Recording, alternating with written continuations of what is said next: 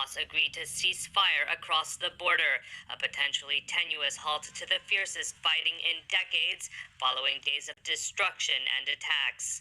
Israeli Prime Minister Benjamin Netanyahu's office said his security cabinet had voted unanimously in favor of a mutual and unconditional Gaza truce proposed by Egypt. Hamas said the ceasefire would be mutual, and Abu Baida is the spokesman of the Hamas armed wing.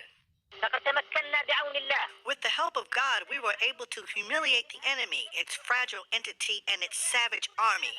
The whole world saw the shame of this regime, whose leaders are proud of striking buildings and houses. They are also proud of killing children and women. U.S. President Joe Biden welcomed the agreement from the White House and urged calm from both sides. The United States committed to working with the United Nations, and we remain committed to working with the United Nations and other international stakeholders to provide rapid humanitarian assistance and to marshal international support for the people of Gaza and the Gaza reconstruction efforts. I believe the Palestinians and Israelis equally deserve to live safely and securely and to enjoy equal measures of freedom, prosperity, and democracy.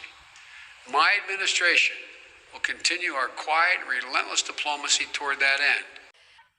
Amid growing global alarm at the bloodshed, pressure had been mounting for days for a halt to the fighting.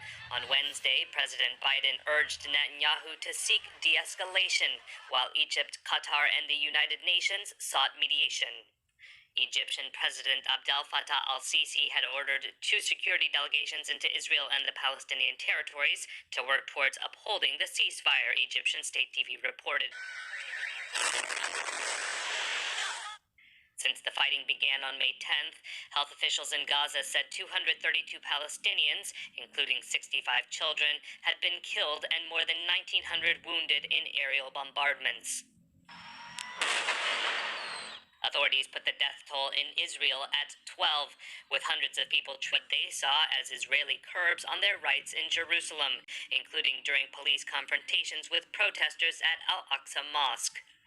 Hamas previously demanded that any halt to the Gaza fighting be accompanied by Israeli drawdowns in Jerusalem, and A senior Hamas official predicted a ceasefire within days in the ongoing Israel-Gaza conflict. That's after US President Joe Biden urged Israeli Prime Minister Benjamin Netanyahu to seek a de-escalation in the fighting on Wednesday.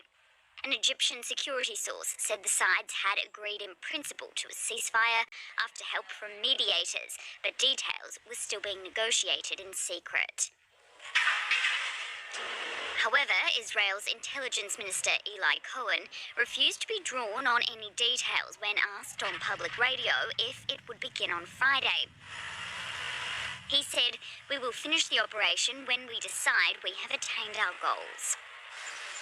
Netanyahu has said Israel wants to achieve forceful deterrence to dissuade Gaza's ruling Hamas Islamists from future confrontation. Since the fighting began on May 10, Palestinian health officials say 228 people have been